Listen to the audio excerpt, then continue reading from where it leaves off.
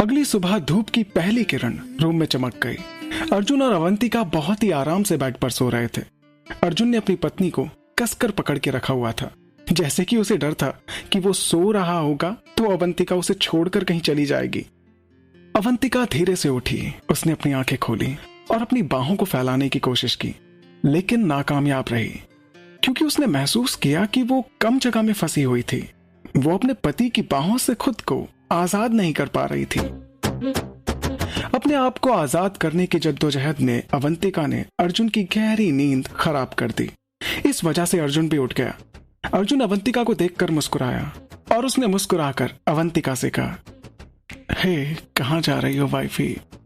तुम मेरे लिए काफी हो यूं ही जिंदगी बिताने के लिए। क्या? किसने कहा कि मैं आपकी हूं? अवंतिका ने जोर से कहा। अचानक अर्जुन पलट गया और एक मुस्कुराहट के साथ अवंतिका को देखने लगा। तो क्या तुम मेरी नहीं हो? वैसे अगर तुम चाहो तो मैं तुम्हें याद दिला सकता हूँ। क्या तुम ये चाहती हो कि हमारे कल रात के पलों को मैं फिर से दोहराऊं? अर्जुन ने अवंतिका की आंखों में देखते हुए पूछा। हे, मुझसे दूर रहो, तुम पागल हो, मुझे अकेला छोड़ दो। इस लाइफ में तो अब कभी नहीं, माय ब्यूटीफुल वाइफ। अगले जन्म तक और उससे भी अगले से अगले 7 जन्मों तक कभी नहीं। अवंतिका ने उसे अपने से दूर धकेल दिया और धीरे से उसकी पीठ पर गिर गई। अर्जुन अवंतिका के शर्माते चेहरे को देखकर जोर से हंसने लगा। उसे चिढ़ाना वाकई काफी अच्छा था। उसकी हंसी इतनी तेज थी कि अवंतिका के होठों पर भी मुस्कान आ गई। दोपहर को जब अपूर्व अपने हाथ में एक बड़ा सा पेपर बैग लेकर पहुंचा तो अर्जुन और अवंतिका ने पहले ही लंच खाना शुरू कर दिया था। अपूर्व ने उनके साथ नाश्ता नहीं किया था और सुबह से वो गायब था। अपने छोटे भाई को देखकर अर्जुन को पता था कि अपूर्व ने कुछ प्लानिंग बनाई है। हे, कहाँ थे तुम सुबह से? अर्जुन ने अपनी प्लेट से मांस के एक छोटे टुकड़े को खाने से पहले अपनी पत्नी की प्लेट में रखते हुए पूछा। अपूर्व अपने भाई को सफेद पेपर बैग देने से पहले अपनी भाभी के पास वाली सीट पर जाकर बैठ गया। भाई, ये मेरी तरफ से आपके लिए शादी का गिफ्ट है, छोटा सा गिफ्ट। इससे पहले कि अर्जुन बैग को खोलकर सामान बाहर निकालता, अर्जुन ने उसे अजीब तरह से देखा। उसने अपनी भाई की तरफ से टकटकी हटाए बिना बैग में झांक लिया और सामान बाहर निकालने लगा। अवंतिका ने जब अपने पति को पेपर बैग से कुछ निकालते हुए देखा तो उसने अपना ऑरेंज जूस नीचे रख दिया और जो बाहर निकला उसे देखकर वो हैरान हो गई। अर्जुन ने एक जानलेवा नजर से देखा।